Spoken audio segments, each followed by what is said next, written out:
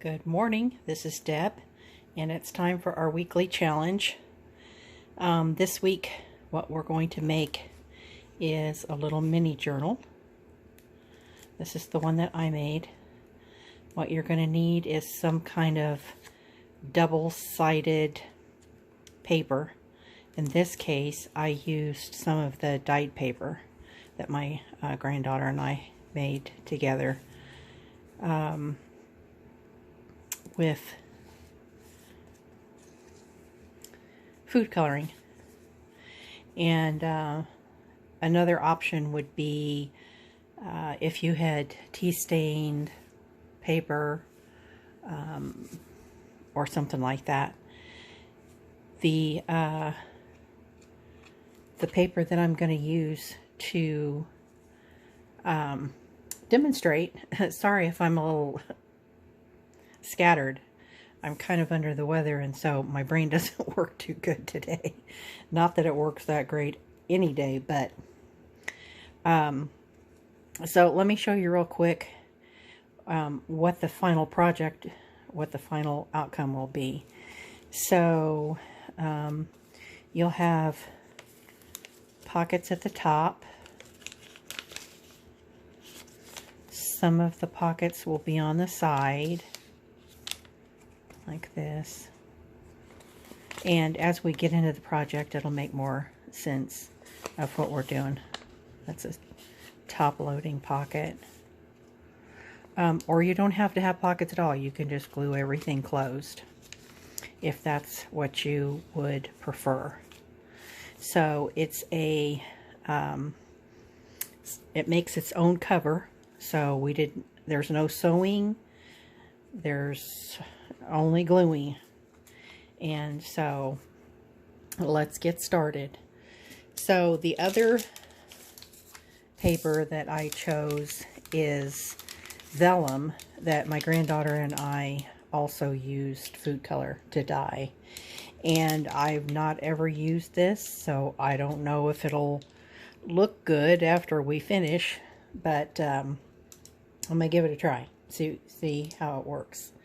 So the first thing that you're going to do is fold your paper in half. Now this is 8.5 by 11 piece of paper.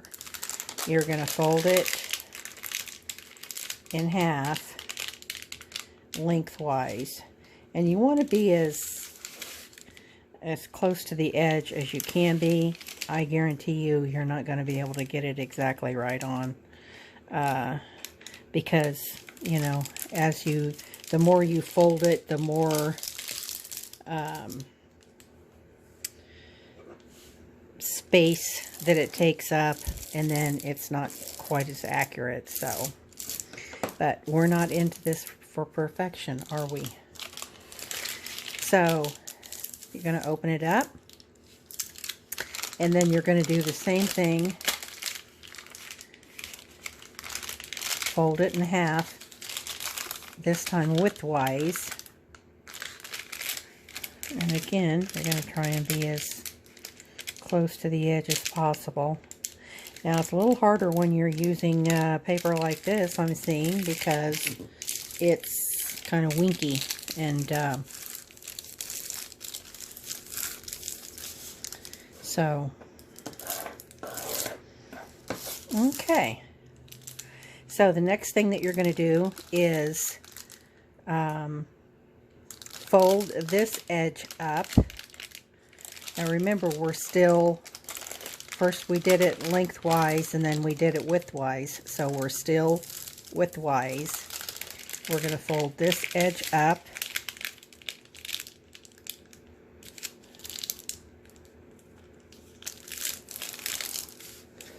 Like this. You're going to flip it over and do the same thing on the other side.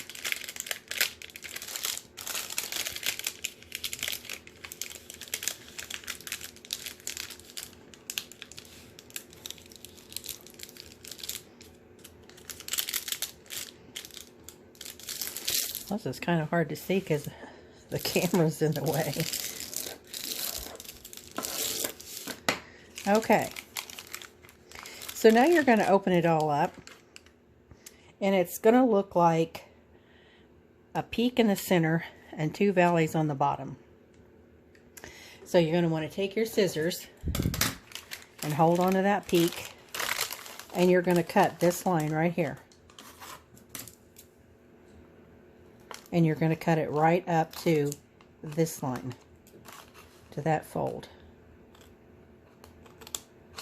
Just like that. And then when you open it up, it's going to look like this. Okay. Kind of like a, oh, this thing is not cooperating. So there should be a diamond in there someplace. So what you're going to do then is fold this, the centerpiece, and there's the diamond. And you're going to bring that diamond closed. And there's your book. Just like that. Isn't that nifty?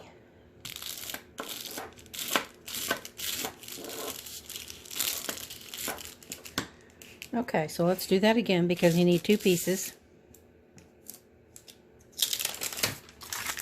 Here's my second piece. My edges are kind of winky there. Okay, so the first thing you're going to do is fold it in half lengthwise.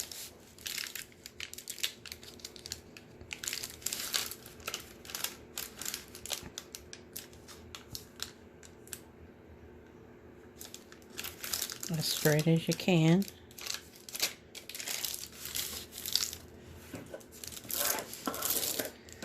You're going to open it up. Fold it in half widthwise.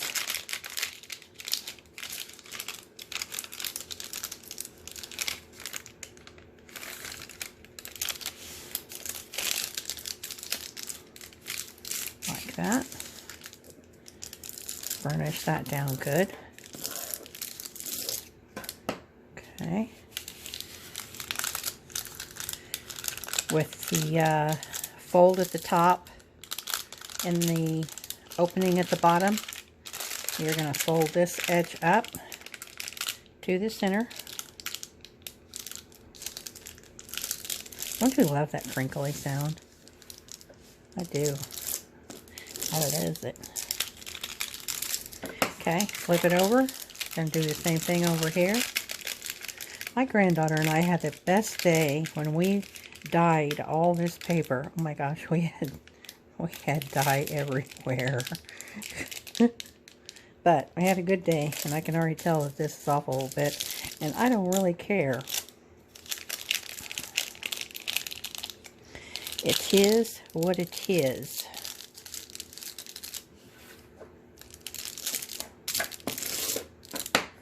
Okay. Open it up so that the peak is in the center. Grab onto that peak and cut on this fold line right here. Up to that fold line. Just like that. Okay.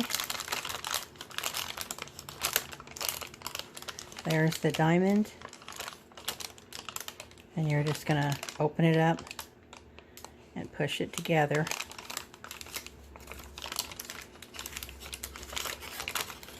Okay, what am I doing here? There we go.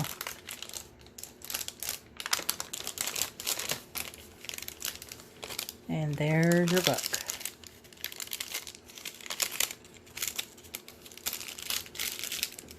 In all my winky glory.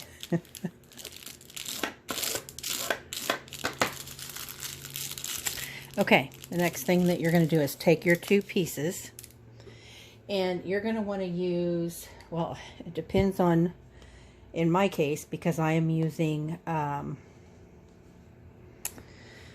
vellum, I am going to use the 3-in-1.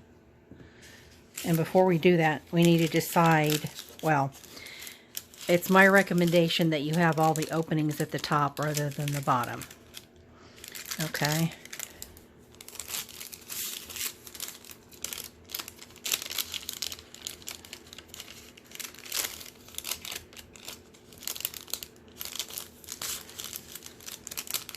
Which actually, I think some of them are going to be opened at both. So, anyway, I've got all mine open at the top. Like this. Okay. You're going to glue these two together. So you're going to make sure that both of them have got the openings at the top. And if you don't, it's really not that big of a deal. You just won't have the opportunity to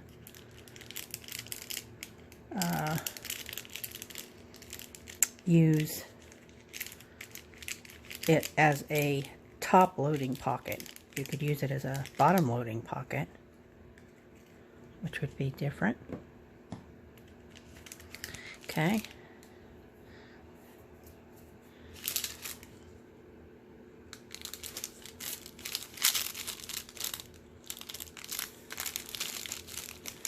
Glue those together.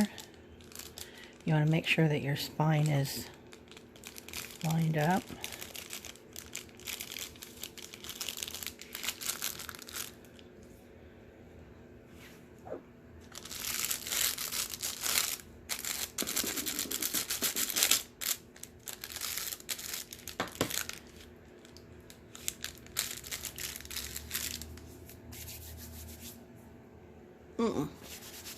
Get this. Okay, so there we go. There's your book. From here, if you are going to want to have any half circles cut out of your top loading or side loading pockets, now would be the time to do that before you glue it, because it'll be more difficult once you get them glued. If you're using a punch, if you're using a hole punch. If you're cutting it by hand, then it doesn't matter. So, okay.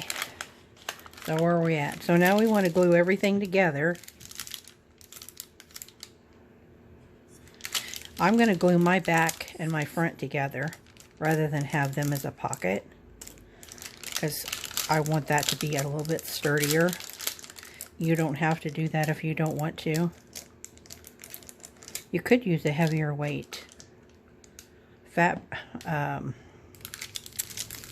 paper, like cardstock too, if you wanted to do that.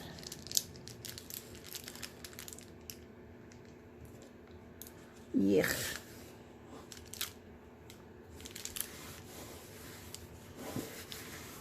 Well, see, if I had this over on my thing, it wouldn't be a big old mess. Just wipe right up. Messes drive me crazy. So, we're going to clean that up. There we go, that's better. Sorry about that. Okay. Do the same thing to the cover. I'm not going to use so much glue this time.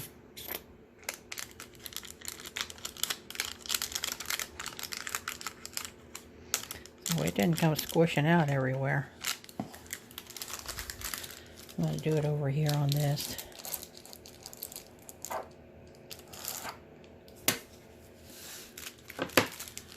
There we go. Good deal.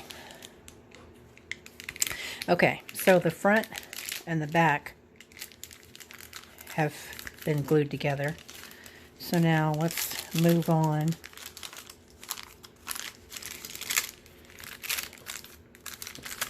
Make sure nothing's glued together with some wild glue. Okay, so this is a top loading.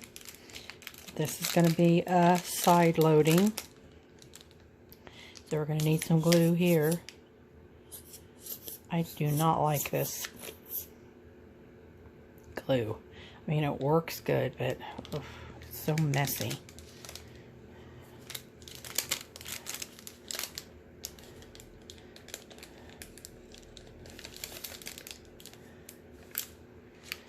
Okay.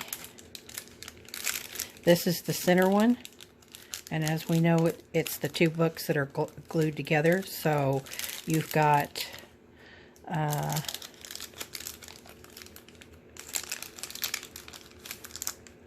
two top-loading pockets here. Or you can glue it all closed. Up to you. Here's one that could be either side-loading or top-loading. See, this is what that glue does. If you don't close your lid. Makes a little volcano of glue. Because these two are top-loading, I'm going to make this one a side-loading.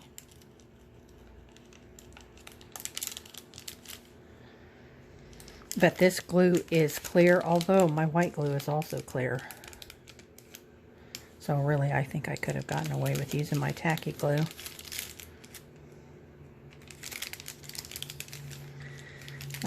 This one needs to be glued down here on the bottom.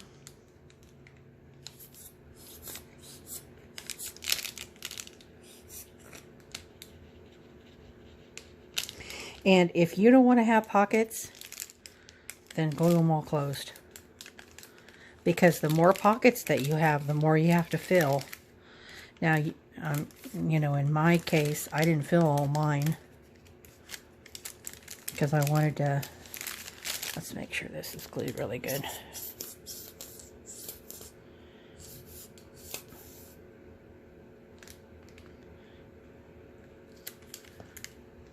So kind of what I'm thinking with mine is that, you know, it might be some lady who has this little notebook in her bag, in her purse, in her wallet.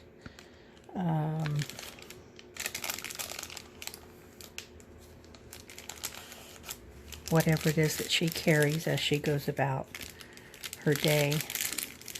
And perhaps she wants to write notes in it. I did leave room for notes in this one. And, you know, maybe she's going to write addresses here for friends, put stamps in here, that kind of a thing.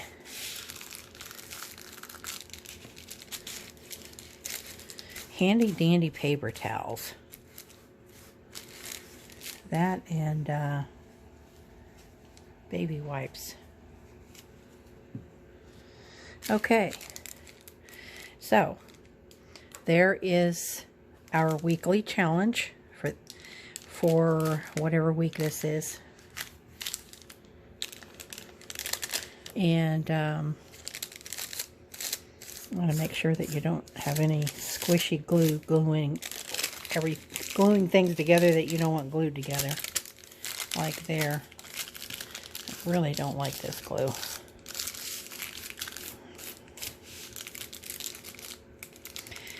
And of course they say that it's for fabric. That's why it's called Fabri-Tac. But I don't have any problems with my my glue stick or my tacky glue gluing fabric. I glued all of this with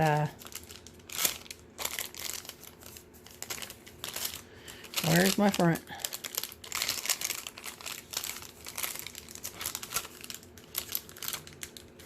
There's the center. There we go. And, you know, we're limited on time, so I certainly don't have time to decorate that one, but I can kind of show you what I did here. I find it's helpful for most journals to have some kind of reinforcement at the spine. In this case, I put a doily that wraps around to the front and to the back. I just dug around in my scraps, and whatever I had in there is what I used to decorate it to kind of stay with the theme. Here's my lady. So not everything, as I had mentioned, I didn't decorate the pages completely. I left room for journaling. I do like to, even on a plain page, put some kind of edging. I also like, as you know, to have lace and things peeking out. So here's a strip of just a little decorative fabric, or paper. Can you tell I was a quilter? Everything's fabric to me. This was a scrap that I had in there, and I thought, you know, that would make a really cute little edge pocket there. So there's plenty of room to journal. One of the things that I like to do is I like my edges rough. You can see that this looks nice and neat and tidy, and that's very nice. I like mine to look like this. So I get in there and I, you know, do this kind of a thing. I rub them. I also have a Heidi Swap tool, an edge distressor that goes like this. But you could do the same thing with the edge of your scissors, like that. Don't necessarily have to have a special tool.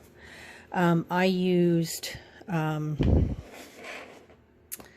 iced spruce to distress mine. I don't always use, you know, like a vintage photo or, you know, the brownie kind of stuff. I like color. You know, and it still looks vintage.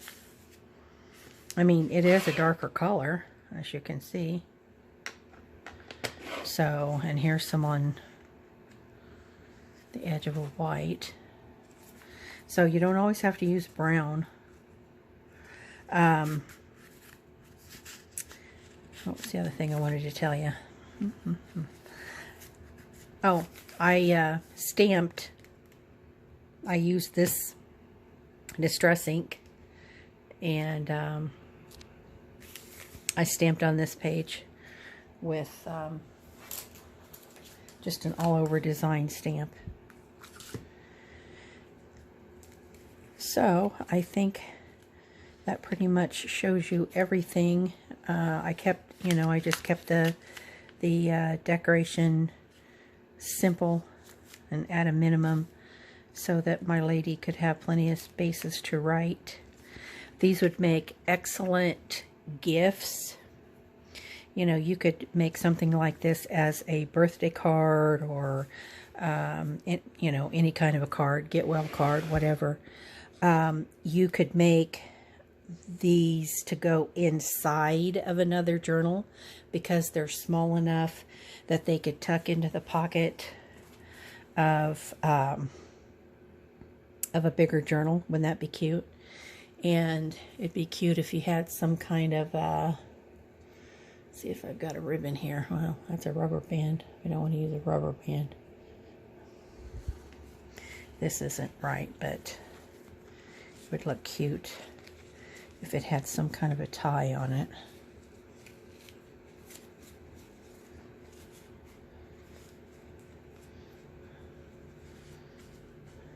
So there's a lot of things that you can do with it. You know, you could even use on the cover, you could use something with a little more dimension, a little more depth to it to decorate it. So you could have something like this rather than all paper and flat. You could have something like that if you so desired. That would be fun.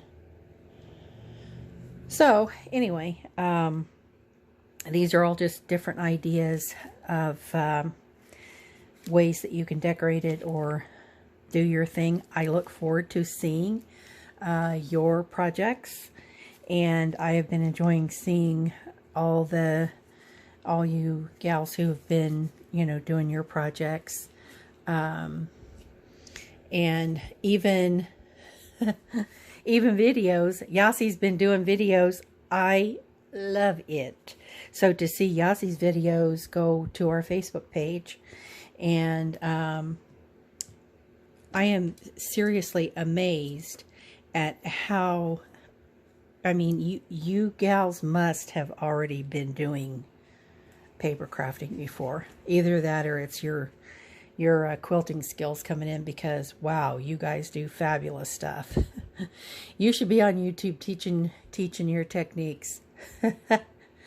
So anyway, I think that's everything for now, and you all have a great week. And this is Deb signing off. See you later. Bye.